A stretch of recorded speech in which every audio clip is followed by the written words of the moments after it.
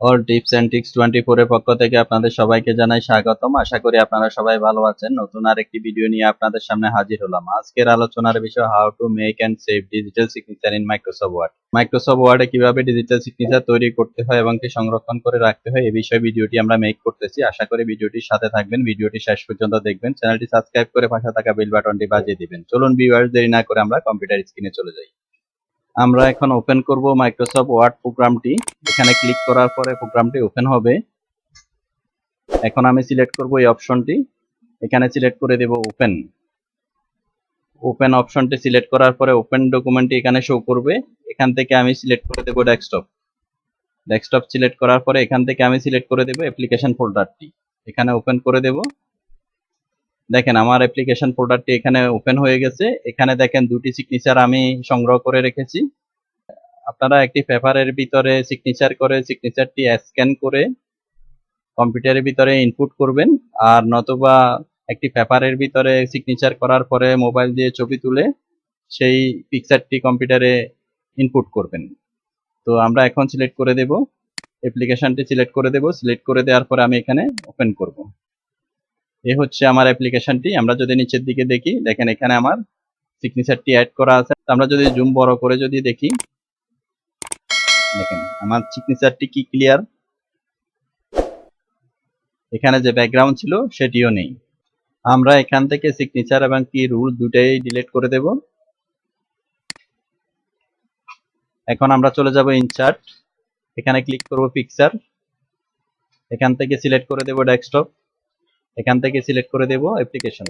এখানে আমার দুটি সিগনেচারে শো করতেছে। এখান থেকে আমি এই সিগনেচারটা সিলেক্ট করে ইনসার্ট করে দেব। দেখেন এই সিগনেচারটা এখানে চলে আসছে, কিন্তু এখানে ব্যাকগ্রাউন্ড রয়ে গেছে। তো আমরা ব্যাকগ্রাউন্ডটা কিভাবে রিমুভ করব? ব্যাকগ্রাউন্ডটা রিমুভ করার জন্য আমরা চলে যাব এখান থেকে ফরম্যাট থেকে আমি কন্ট্রাস্ট ক্লিক করব, এই অপশনটি সিলেক্ট করে দেব। দেখেন আমার ব্যাকগ্রাউন্ডটি চলে গেছে। তো আমি যদি নিচে লাইনটি দিতে চাই তার জন্য আমি সিলেক্ট করব ইনসার্ট, এখান থেকে শেপ লাইন, এখান থেকে আমি লাইনটি টেনে দেব। এটা বোল্ড করার জন্য আমরা এই অপশনটি সিলেক্ট করব। সিলেক্ট করার পরে আমরা এখানে যাব, এখানে 1 পয়েন্ট সিলেক্ট করে দেব। আমার লাইনটি বোল্ড হয়ে গেছে। তাহলে আমার সিগনেচারটি হয়ে গেছে। এখন আমাকে সিগনেচারটি সংরক্ষণ করার জন্য এতটুকু সিলেক্ট করে সেভ করতে হবে কুইক পাথে। তো আমি এটুকু সিলেক্ট করার পর আমি চলে যাব আবার ইনসার্ট থেকে আমি সিলেক্ট করে দেব কুইক পাথ অপশনটি সিলেক্ট করার পরে নিচে দেখা যাচ্ছে save selection to quick path gallery, এই অপশনটি আমি সিলেক্ট করে দেওয়ার পরে এই ডকুমেন্ট এখানে শো করবে। এখানে আপনারা যে কোনো একটা নাম দিয়ে দিতে পারেন।